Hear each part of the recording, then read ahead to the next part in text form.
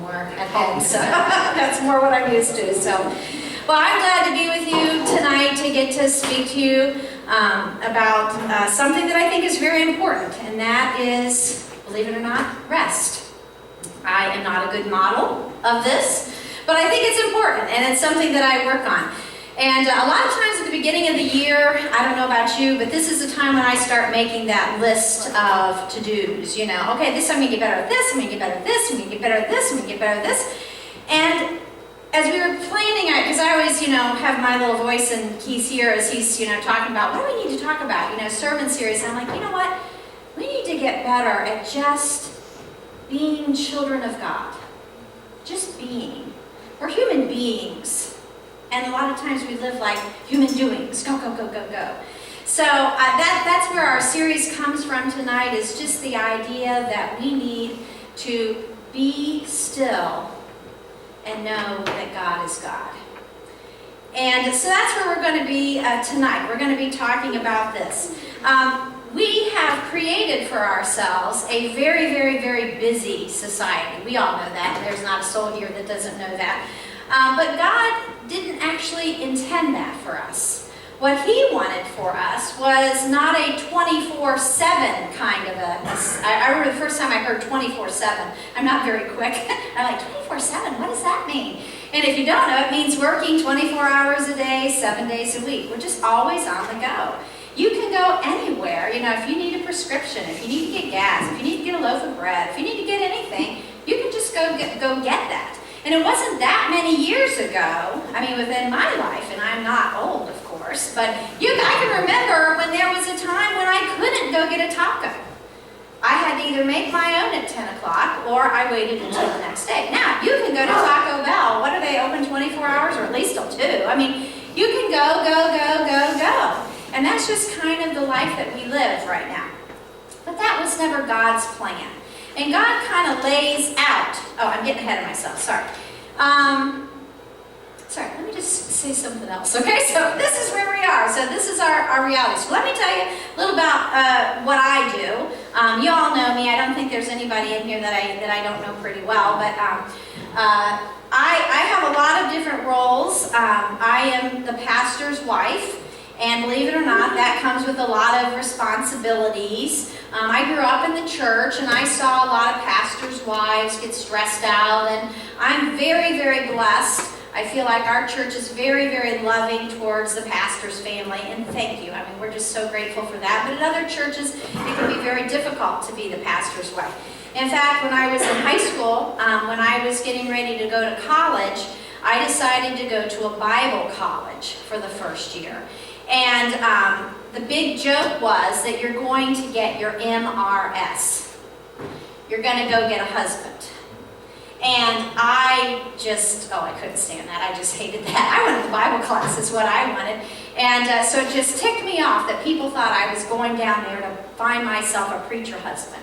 In fact, I did not want to be a preacher's wife. I just could not stand the thought of that at all. In fact, I wouldn't even date anybody. And that's not to say that I didn't have opportunities. I did, but I did not date anybody the whole time. My mom will tell you it's true, I didn't. People would come and knock, and I'd say, oh no, sorry, I don't want to go out with anybody. Because I didn't want to accidentally like somebody and end up being a preacher's wife. So I was there for a year, and then I went on to Otterbein College, and then my senior year, I meet this TV production guy, Keith Brown. And I'm like, oh, he's cute, I like him, that's okay. And I'm like, okay, yeah, he's not a preacher. That's good. We're good. TV production, far from being a preacher, so that we're good. Well, wouldn't you know, like 10 years into being married, he gets called into the ministry. Thanks God. You found me anyway. So I guess it must have been in my, my whatever from the beginning. Yeah, I was supposed to be a preacher's wife. So he goes and he becomes a preacher, and here I am as a preacher's wife. But it's been a good thing. I enjoy that. I know sometimes I probably shock you, and I'm not the perfect preacher's wife that I always picture, you should be, but sorry, you're stuck with me for now. So anyways, but I have a lot of jobs here, just so you know some of the things that I do. I'm in charge of your discipleship opportunities, which just simply means learning more about the Bible. And it's something I'm incredibly passionate about. We have here at New Way 3-4 adult studies that meet every week. And my job is to organize those. I don't teach them all, I never could, but I organize teachers and make sure we are scheduled and get that kind of thing in place. We have our youth ministry that just went to Kalahari. I don't go on those things, but I'm the person that's kind of behind the scenes, and I get those things organized, and I make sure everything's all in place, and I help the team that is there and does such a great job with our youth every week. I'm not the person doing it, but I'm just that behind the scenes person. And then our children's ministry. We have 2 classes on Sundays, and we have a class on Wednesdays for our kids. And again, I don't necessarily teach every week, but that's kind of what I do. I come up with that curriculum, and it's a lot. I mean, if you think about it, that's a lot of schedules that I'm kind of pulling together and picking out curriculum and buying stuff and make sure they have supplies, making sure they have snacks. And so it's a lot I have going on as a preacher's wife. That's just my weekend job. During the week, I'm a full-time teacher for Perry Local Schools. I teach 6th grade social studies. I love it, but if you are a teacher, and there's a couple teachers in the room, it is not a 7 a.m. to 3 o'clock job. You have to do your lesson plans every week. You have to know the ins and outs and everything that goes on with all 150 of my kids. I have to be able to tell, oh, what is this kid's grade? What are they doing? What's their home life? What's this? Where are they going? What is their plan? You have to know all that stuff, and it's overwhelming. It's a lot of work, and the State Department keeps adding on paperwork and this, and a lot of hoops to go through. It's a lot, very overwhelming there too. Probably my favorite role, though, has to do with my family. And we were, bop up a couple slides back here. We were, like most families are, we got our kids very involved early. This is my oldest son, who's now 18 years old. This is Mason, believe it or not. Wow. He is 3 years old here in this picture, and you can see he is thrilled to be a Cookie Monster. That is his team. He is a Cookie Monster, and he's just, loving it. No, we drug him out there. Oh, would you sit down, or I'm going to sign your plan? So, I knew some smart aleck would do that. So you can see that he is just absolutely thrilled. But we got sucked into you have to have your kids involved. He might grow up to be the next, major league ball star, And so we did that. We drug our kids all over to those places. And if you go to the next slide, this is a more recent shot of us. And we still are following them. We do everything from football to basketball to soccer, choir, band, academic challenge, Model UN. We're everywhere. And that's what we do. We go, go, go, go, go. And as I tell you that, I'm kind of wearing myself out up here thinking about the week to come. But as you're sitting out there, you're saying, oh yeah, I hear you, sister. And our schedules may be different. You may have young kids at home and you are just constantly picking up the same toys over and over again. Oh yeah, I know. I remember those days. You may be older and hitting the doctor's office every other day. It's just like, one more thing to be out. You may be climbing that ladder at work and just trying to do your best so you're just constantly trying to do things. So wherever we are, our society today is that 24/7 go, go, go, go, go. And that's just kind of where we are. Now, as we kind of go from what we have to what God planned for us, I want to make one little disclaimer in here. God wants us to rest. But God wants us to also work. God did not create us to be, fluffing around, sitting around eating bonbons and watching Gone with the Wind. However, I wish that were the case. That's just not what God had planned for us. Nothing tastes better than a meal after you've worked hard all day. Isn't that true? Like if you work really hard and then you order pizza, this is the best pizza ever. And you work really hard and then you go to bed that night, you just sleep. Oh, it feels so good. Sleep feels better. It's kind of our reward for doing hard work. Those things happen. So God gives us work. God wants us to work and to glorify Him in what we do. I want to tell you a story. This was, golly, I was trying to think this morning. I think it was about 15, 16, maybe 18, 19 years ago. Keith had a job, and it was up at the Stark County Schools. And so he was working, they're the group They oversee kind of, sort of all the schools and provide support to all the different schools. It was a very good job. He went around and did tech stuff, or that's what he says he does. I don't actually even know what he does for a job, but anyways, he says it's important. So, but he goes around to all these different schools and does things. And he was enjoying it, but it was a lot of, in and out, because he was traveling a lot. Well, he comes home one day and he says, Jennifer, Minerva Schools came to me and asked me if I would like to work in their tech. It would be, I forget what it was, but it was something with working with students and doing technology. I really think it's exactly what I would like to do. I'd love to do that job. I'm like, oh, well, that sounds really good. So we looked at everything, and it seemed like a good match and everything. But we didn't really look and figure out is Stark County Schools paycheck is up here. Minerva Local Schools paycheck is down here. So we got hit with a big pay cut. And so the first, couple years it happens, and we're like, okay, we're going to make it. So I'm the numbers person in the family, which is pretty scary, but I'm the numbers person. So I'm looking at it, I'm like, okay, well, if we cut this, I can slide, we scale back here, do this. It's going to be okay. We're going to make it. It'll be okay. So we went ahead and did that. Well, as we're going through, we were in our faith. We were just becoming very involved as a young couple in our church, being very trying to be very committed. We were reading the Bible, praying, and we were trying to tithe. And we were young. We didn't have that much money, but we were trying to take that big step of faith. So we put in our checkbook, we're going to tithe, and we're going to do it. But with this big and tithe, if you don't know, it's just giving an offering, a set offering that you're committed to giving every week. Normally it's 10%, but we were given this amount. So when this job cut comes, we're like, oh, I don't know if we can still do that or not. God's going to make us do. Maybe we need to cut that. Well, we both prayed about it, and we're like, we just don't want to. We feel like it's what God wants us to do. We're moving forward. Let's try it. Let's try to go for it. So we did. Well, here's what happened. A lot of times when you're talking about tithing, and you're praying and everything, you always think, oh, this magical Publishers Clearinghouse check is going to drop in the mail. But that's not what happened for us at all. We go through the books, and every month we get to the bottom, and I'd be like, oh, Keith, we're short about $150. I got everything paid for, but we're short $150. Well, you know what would happen? A job would come up that would pay $150.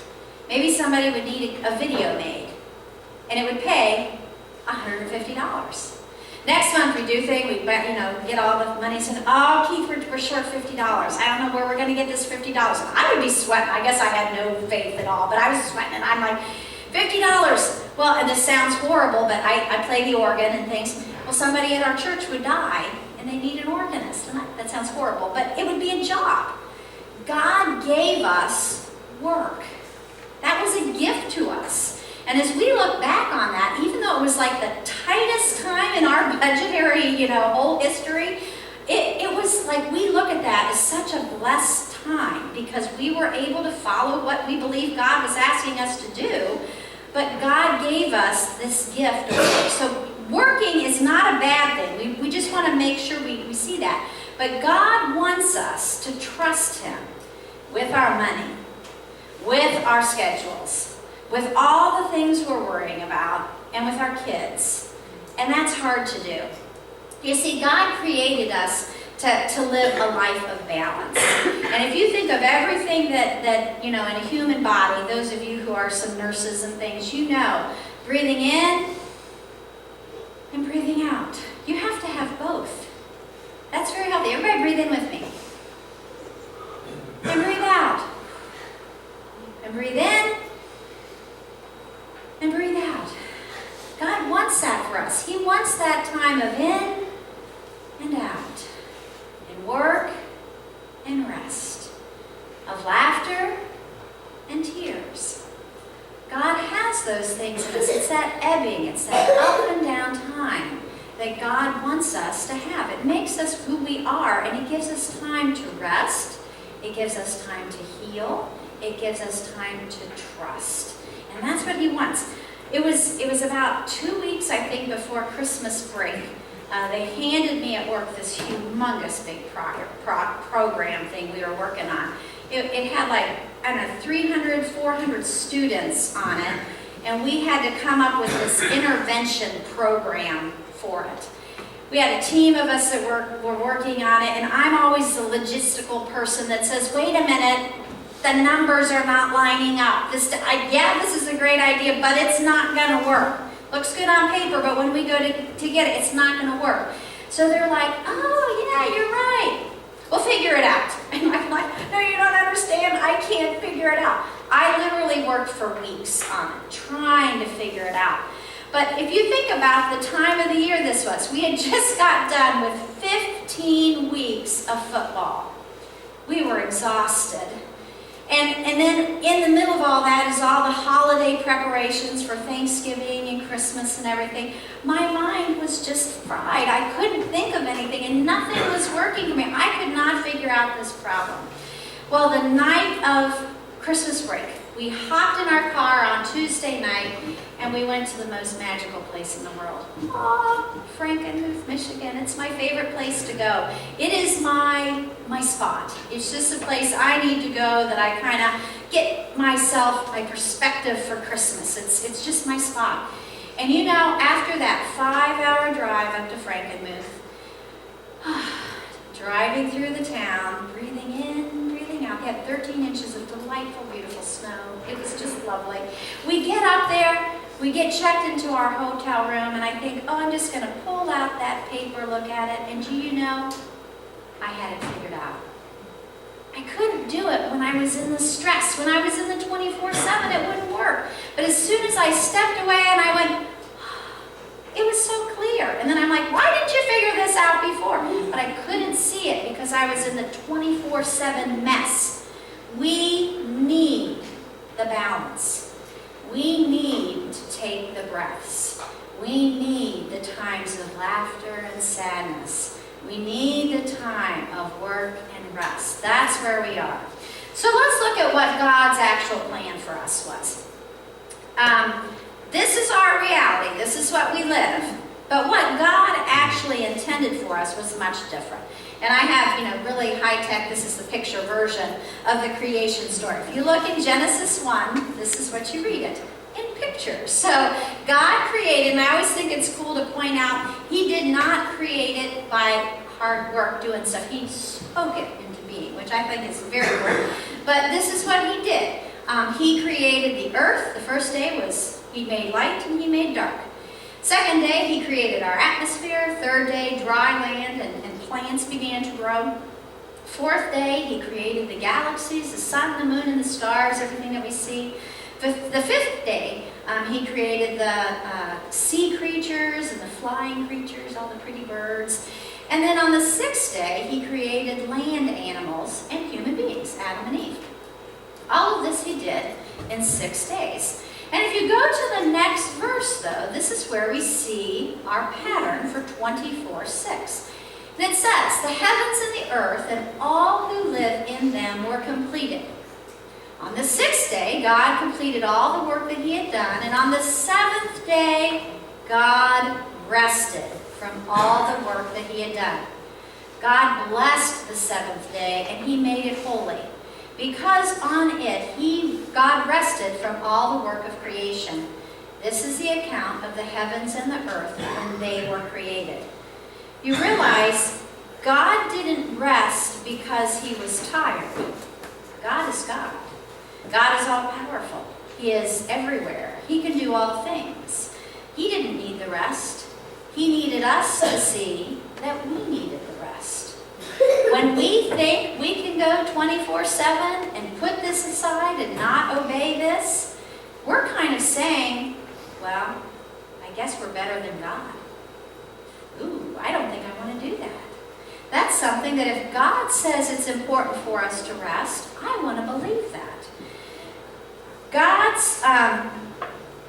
This day off that God gave us was, He showed it to us in creation, but it's interesting as you look through the Bible, the ancient people didn't hook onto it real fast. They're just like us. In the Old Testament, if you look through the beginning of Genesis, all of those early patriarchs, there's not much of an observance of the Sabbath at all. So even though that God said it, the people didn't follow it. Here's what happened to the people. though. Here's your little history lesson of the day. This is actually what I teach at school. So we have Abraham. He lives in Mesopotamia in a city called Ur. And God calls him, hey, everybody around you believes in all these other gods. I want you to believe in me. And if you do, I'm going to bless you beyond your wildest dreams. Follow me to the promised land. And Abraham says yes. And so he gets up and he goes to the promised land. From there, Abraham is blessed. He has many children. But in the promised land, we have a famine. Famine is when there is no food. And so the people of Israel then have to go into Egypt to get food. While they are there, after thousands of years, there's a Pharaoh who comes, and gradually he puts the Israelite people into slaves. Slavery, not good. We don't like that. It's not a good life. You have to work, 24 hours a day, 7 days a week. And you don't have any choice, and you have to do what they say, and you have to be where they say, and you don't have the living conditions. Just exactly what God didn't want. That's what they end up with. And so along comes Moses. God calls Moses, and Moses goes, and after some miracles of the plagues, the pharaohs let the Egyptians out, and God conquers the Egyptians in that way. So the Israelites are now free. So they go on. They're wandering out in the desert, getting ready to go back to the promised land, kind of the long route. But God gives them the 10 Commandments. And here we see the Sabbath introduced again. This is what it says. It says, remember the Sabbath day and treat it as holy. For 6 days you may work and do all of your tasks. But on the seventh day, that is a Sabbath to the Lord. And Sabbath simply means cease to work. That's all it means. Stop working. I lost my place. But the Sabbath day is a Sabbath to the Lord your God. Do not do any work on it. Not you, not your sons, not your daughters, not your male or your female servants, your animals, or the immigrant who is living with you. Because the Lord made the heavens and the earth, the sea and everything that is in them, in 6 days, and he rested on the seventh day, that is why the Lord blessed the Sabbath day and made it holy. This, do you understand, was a gift. The Sabbath day is a gift to the Israelites. Later on in Deuteronomy, he says, remember that you were slaves in Egypt, and that the Lord your God brought you out of there with a mighty hand. Therefore, the Lord your God has commanded you to observe the Sabbath day. He's saying, remember, don't forget what life was like back in Egypt when you were a slave. You had no choice. You had to work 7 days a week, 24 hours a day. Remember, I want something better for you. I don't want you to be so tired and so worn out all the time. You need to learn that that's not God's best way. Now, Sabbath is very tricky because a lot of people will say, well, when is the Sabbath? The Jews celebrate Sabbath on Saturday. Christians celebrate it on Sunday. I don't think that is so much important. We do live in a world where we're going 24 hours a day, 7 days a week. So you may work on Saturday and Sunday. The idea, though, is that we need rest. And the idea is, guys, we need to learn that God's rules are there. Why? Because he loves us.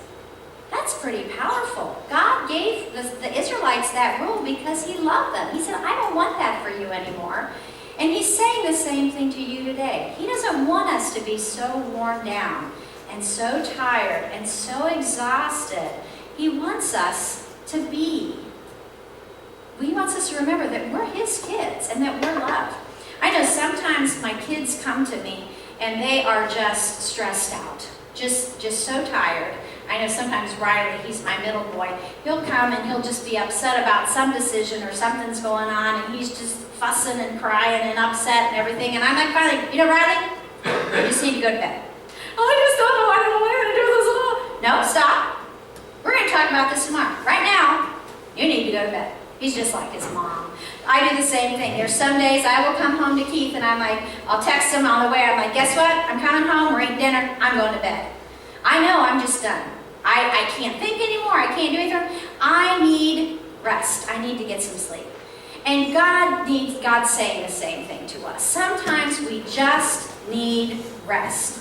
Sometimes we just need to take a nap. There we are. So we are tired. And there's a great verse in the Bible that says, "Come to me, those of you who are weary and burdened." Are you weary and burdened today? I know I feel weary and burdened a lot of times. Come to me and I will give you rest. Doesn't that sound like a good deal? Oh. But then you read the next verse, and this part always kind of ticked me off. I didn't like it. It said, "Take my yoke upon you and learn from me, for I'm gentle and humble in heart, and you will find rest for your soul." And I could never get past the "take up my yoke." I'm like, no, I don't want another yoke.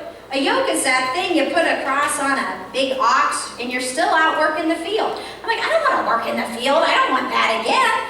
But no, what he's saying is like, no, everybody's going to work. Everybody has to live with some rules and some guidelines in your life. But what he's saying here is you don't understand. I've got my 10 commandments for you, but my 10 commandments aren't to steal your fun. They're not keeping you from going to a football game on a Sunday afternoon or having a fun picnic. No, his rules are there to say, hey, I love you, and I know you need rest. Hey, I love you, and you need to have your family together, and you need to take care, and you need to love one another. That's what his yoke is. He's saying you need these guidelines, but like he says, I'm gentle and I'm humble, and you're going to find rest for your soul. So where do you need rest from your soul? Do you need rest for your soul because you're hurt? Guys, the world is cruel. The world is hard. People aren't nice. Sometimes I don't even want to see on Facebook because people say things, and I get my feelings hurt way too easily. And sometimes you just need rest from being hurt, from being around certain people. Maybe you need to make some separations. Maybe it is work that you need rest from, hard work that you're doing, and whatever kind it is, whether it's physical work or emotional or mental or whatever you're doing, you may need rest. Maybe you just need rest from just the pace of the world. Everything is so hurry, hurry, hurry, go, go, go. Maybe you need rest from that. Maybe you need rest from pain. It's just so much every day just to get up.